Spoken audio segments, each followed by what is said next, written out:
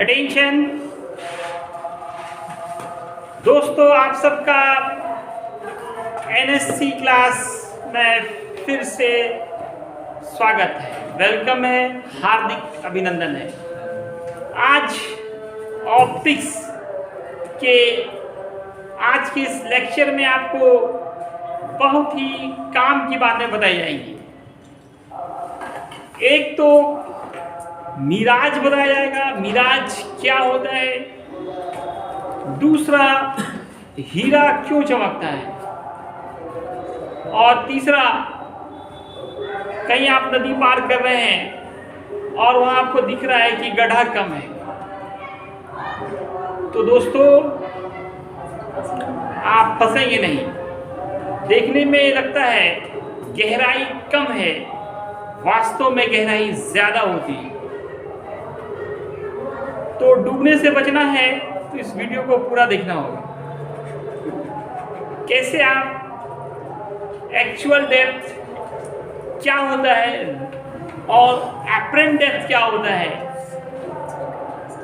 कैसे गड्ढा रहता है ज्यादा, गहरा पानी ज्यादा होता है और दिखता कम है। आपने बचपन में भी एक खेल किया होगा, एक बाल्टी पानी लेकर उसमें एक सिक्का डाल देते हैं, तो आपको क्या लगता है वो सिक्का उठा हुआ दिखता है, जबकि वो सिक्का नीचे होता है, लेकिन फिर भी आपको ऊपर दिखता है। तो यहाँ पे दोस्तों जो सारा खेल है एक्चुअल में वो रिफ्रैक्शन ऑफ लाइट पे है और total internal reflection of light. ये दो चीज़ों पे बेस्ड आज हमारा जो है कुछ डेली लाइफ से रिलेटेड काफी इंपॉर्टेंट क्वेश्चंस होने जा रहे हैं। पहला सवाल है कि व्हाट इज मिराज। हिंदी में मिर्चिका कहते हैं। दोस्तों, आप जिस दिन काफी तेज धूप हो, गर्मी ज्यादा हो और आप एनएच पे चल रहे हो, जिनके रोड अलकतरा से बने होते हैं, कोलतार रोड उसको बोलते हैं, तो दूर से आपको लगेगा जैसे बारिश हुई है, रोड पूरा भीगा हुआ है। लेकिन जब आप वहाँ नज़दीक पहुँचते हैं तो आपको फिर वो रोड जो है सूखा हुआ मिलता है। इसी तरह से रेगिस्तान में भी दूर से देखने पर पानी दिखता है, लेकिन जब आप नज़दीक जाएंगे तो फिर वो बालू दिखता है। आपको पता है लोग हज पे जाते हैं ना, तो उमरा करते हैं, तो उमरा में क्या करना पड़ता है, सफ़ा मरवा 2 पहाड़ है, उस पर दौड़ना पड़ता है, 7 चक्कर लगाना पड़ता है। इसके पीछे रीज़न क्या है, तो वो मिराज ही है कि जब हजरत इस्माइल अलैहिस्सलाम जो है प्यास से तरस रहे थे, तो उनकी वालदा जो है बीबी हाजरा जो है ना, बच्चों के प्यास की तरस को देख करके एक पहाड़ से दूसरे पहाड़ पे दौड़ती थी। उसे दूर से लगता था कि वहाँ पानी है, लेकिन जब वहाँ जाती थी तो वहाँ बालू होता था। इस तरह से उन्होंने 7 चक्कर लगाया था और फिर लास्ट में आपको पता खुद है कि बच्चे के रगड़ने की वजह से वहाँ से फिर पानी का एक है ना पूरा बुलबुला फूट उठा, है ना, जिसे जमजम का पानी कहते हैं, है ना।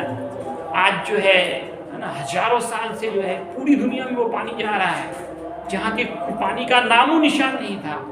और वहाँ पे इतना बड़ा काम हुआ कि वहाँ से जो ऐसा नहर फूटा, है ना, पहाड़ के बीच, कि जो आज है ना हजारों साल से पूरी दुनिया के लोग उस पानी को लेके जाते हैं। उसमें ख़ास सफ़ा है ना, जिस मर्ज के लिए पिया जाता है वो आदमी उसमें ठीक हो जाता है। तो दोस्तों, वहाँ पे भी मिराज की घटना हुई। मैंने ये कहना चाह रहा हूँ कि मिराज मतलब दूर से दिखता पानी, लेकिन नज़दीक जाने पे पानी गायब। इसी को कहते हैं मिराज, जल की झूठी उपस्थिति की घटना। द फेनोमेनन ऑफ, मैंने डिफिनीशन दिखाया है, the phenomenon of illusive appearance of water in desert और कोलता road on hot sunny day.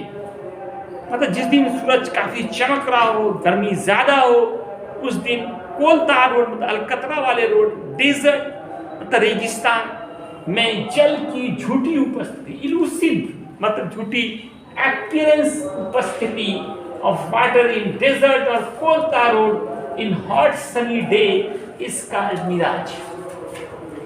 तो दोस्तों, ऑब्जेक्टिव में पूछा जाएगा, शॉर्ट क्वेश्चन रहेगा, what is mirage and what is cause. What is mirage, तो आप समझ गए, जल की झूठी उपस्थिति की घटना। ऑब्जेक्टिव में क्या पूछा जाएगा, what is the cause of mirage, mirage का कारण क्या है। बहुत सारा ऑप्शन होगा, उसमें से एक होगा TIR, बोला तो total internal reflection of light. तो दोस्तों मिराज क्यों बनता है, due to total internal reflection of, option में होगा रिफ्रैक्शन, रिफ्लेक्शन, डिस्पर्शन और total internal reflection of light. तो आपका जो आंसर होना चाहिए, क्या होना चाहिए दोस्तों, total internal reflection of light. तो दोस्तों अब ये पूरा एक्सप्लेन किया है कि मिराज की घटना कैसी हो रही है। तो दोस्तों जब काफी गर्मी पड़ती है ना, तो उस वक्त जमीन के नजदीक की हवा ज्यादा गर्म होती है और ऊपर की हवा ठंडी होती है। यही कारण है कि गर्मी में लोग पहाड़ पे चले जाते हैं, वहां पे कम गर्मी का लगता है। जितना आप ऊपर जाते जाएंगे तो गर्मी का कम अनुभव होगा। तो जमीन के नजदीक की हवा ज्यादा गर्म होती है और ऊपर की हवा क्या होती है, ठंडी होती है। जो ठंडी हवा होती है उसके मॉलिक्यूल सटे होते हैं, जो गर्म हवा होती है उसके मॉलिक्यूल दूर दूर होते हैं।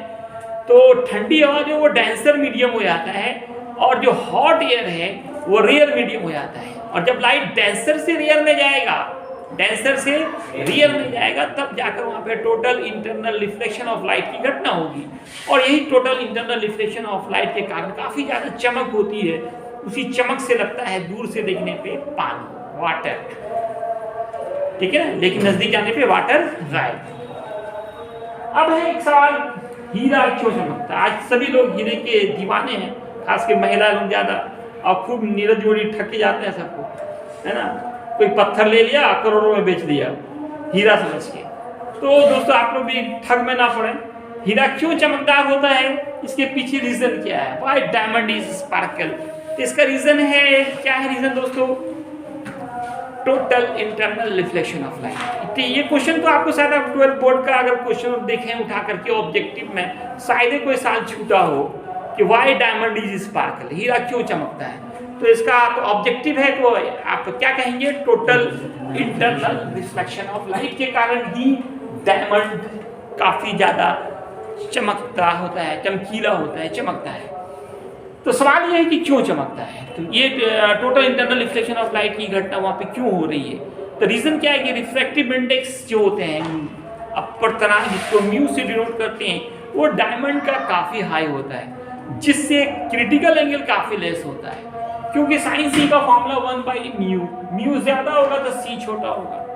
क्रिटिकल एंगल कल पढ़ाया गया था आपको पिछले लेक्चर में, है ना, कि क्रिटिकल एंगल कम होगा तो उससे क्या होगा, ज्यादा लाइट का टोटल इंटरनल रिफ्लेक्शन होगा। और जहां भी टोटल इंटरनल रिफ्लेक्शन की बात होती है वहां काफी ज्यादा चमक होती है ना। आप बचपन में याद कीजिए, आप खेल करते किसी के, जब सुबह सुबह में सूरज की लाइट जो है एक आदमी से दूसरा आदमी आईना ले लेते हैं और दूसरे के मुंह पे रिफ्लेक्ट करते हैं, उसके चकाचौंध से लोग क्या करते हैं, आंख बंद कर लेता है। तो सिंपल रिफ्लेक्शन में उतना चमक है, और जहां टोटल इंटरनल रिफ्लेक्शन होगा तो वहां पे चमक और भी ज्यादा होगा। तो फिजिकल कॉज इसका यही है कि डायमंड का रिफ्रैक्टिव इंडेक्स काफी हाई होता है, जिससे क्रिटिकल एंगल लेस होता है। क्रिटिकल एंगल लेस होने से ज्यादा अमाउंट ऑफ लाइट का टोटल इंटरनल रिफ्लेक्शन होता है और हीरा काफी चमकदार होता है, चमकीला होता है। अब जो मैंने कहा था कि कहीं पर गड्ढा है ना, पानी है, नदी पार कर रहे हैं, आपको लग रहा है कि पानी काफी कम है, तो आप धोखे में ना पड़े, एक डंडा ले ले, पहले चेक कर ले कितना गड्ढा है। क्योंकि जो दिखता है ना वो गड्ढा कम दिखता है आपको, एक्चुअल में होता ज्यादा है। तो वो मैं फिगर से दिखा रहा हूँ। मान लीजिए ये नदी है और इसकी गहराई आपको, है ना, दिख रही है कम। एक्चुअल में आप जब देखेंगे बाहर से तो ये जो पेंदी यहाँ है ना वो यहाँ उठा हुआ दिखेगा, आपको इतना ही गहरा दिखेगा, रहेगा इतना। मान लिया आप 6 फीट का है और गड्ढा दिख रहा है 4 फीट का आपको, लेकिन वास्तव में वो है 8 फीट का, तो आप क्या होंगे, डूब जाएंगे उसमें। तो डूबने से बचना है तो पहले आप वहाँ पे चेक कर लें गड्ढा कितना है ना। जो दिखता है वो एक्चुअल में होता नहीं है, डेप्थ एक्चुअल में ज्यादा होता है। हम लोग जो देखते हैं वो एपरेंट डेप्थ है, रियल डेप्थ ज्यादा होता है। तो कैसे ज्यादा होता है, क्यों ज्यादा होता है, देखिए इस फिगर से आपको समझ में आएगा। या कभी कभी अगर आप मछली पकड़ना जानते हैं, मछली जो पकड़ना चाहते हैं ना, या चाहते हैं, मछली दिख रहा है यहाँ पे पकड़ते हैं, आप जैसे हाथ मारते हैं मछली भाग जाती है, तो पकड़ में नहीं आती। जबकि दिख रहा है वहीं पे मछली है, आप वहीं पे हाथ डाल रहे हैं। तो रीजन क्या है कि मछली रहेगी यहाँ पे, दिखेगी यहाँ पे, और आप उसका शेडो पकड़ रहे हैं, तो क्या वो पकड़ में आएगा। इसलिए जहाँ पे मछली है क्या करना है, आपको उसके नीचे हाथ लगाना है, यहाँ दिख रही है, तब वो पकड़ में आएगी। तो मछली पकड़ना भी सीखिए आप फिजिक्स पढ़ के। तो दोस्तों यहाँ पे एक मान लेते हैं मछली है या कोई सिक्का है और यहाँ से एक रे जा रही है, तो वाटर से एयर में जा रही है। Water is denser medium and air is rare medium. Denser से रेयर में जाएगी फिर अवे फ्रॉम द नॉर्मल, ये नॉर्मल से दूर जाएगी। इसको आप पीछे बढ़ाएं और इसको थोड़ा आगे बढ़ा दें, दोनों के इंटरसेक्टिंग करने से यहाँ पे एक इमेज बन रहा है। मतलब मछली रहेगी यहाँ पे, दिखेगी यहाँ पे, सिक्का रखेंगे यहाँ पे, दिखेगा यहाँ पे। तो ये ओ से ए तक ये हुआ रियल डेप्थ, और जो आपको दिख रहा है वो एपरेंट डेप्थ। इसी दोनों के बीच रिलेशन एस्टैब्लिश करना है, relation between real depth and actual depth. एक फॉर्मूला ड्राइव करना है। तो अगर एपरेंट डेप्थ मालूम है तो रियल डेप्थ आप कैलकुलेट करके खुद निकाल सकते हैं कितना गढ़ा है। तो दोस्तों इसके लिए आप करेंगे क्या, पहले तो फिगर बनाएंगे, इसके बाद राइट एंगल ट्रायंगल खोजेंगे। ओ ए बी में लीजिए, ओ ए बी, ये एंगल आई है, tan आई लीजिए, p बाई बी। p देखिए क्या होगा ए बी, और b हो जाएगा आपका ओ ए। फिर इस ट्रायंगल में लीजिए tan R, A B by O A होगा, ए बी बाई आई ए होगा। लेकिन छोटे कोण के लिए tan आई को sin आई आप मान सकते हैं। tan 0 भी 0 होता है और sin 0 भी 0 होता है। स्मॉल एंगल tan to 0 की बात हम यहाँ पे कर रहे हैं, वहाँ पे tan आई इक्वल होगा sin आई, और इसका मान क्या निकला ए बी बाई ओ ए। इसी तरह से स्मॉल एंगल के लिए tan आर को sin। तो sin के टर्म में क्यों मानते हैं, हम लोगों ने एक फॉर्मूला पढ़ा है sin के टर्म में, जिसको स्नेल्स लॉ कहते हैं, sin i by sin r equal mu two by mu one.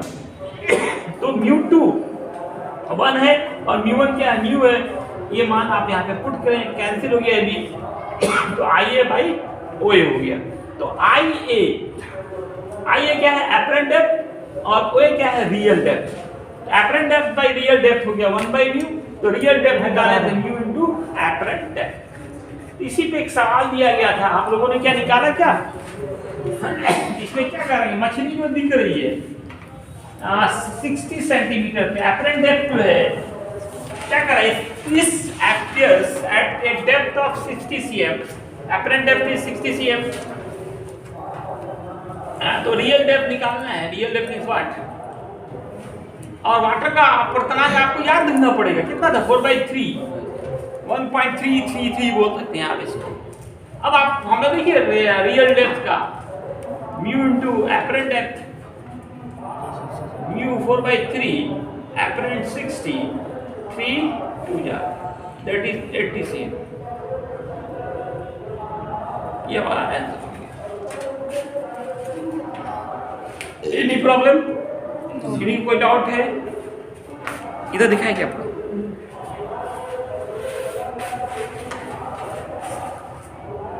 Video पसंद आए ना पसंद आए, लाइक का बटन जरूर दबाइए।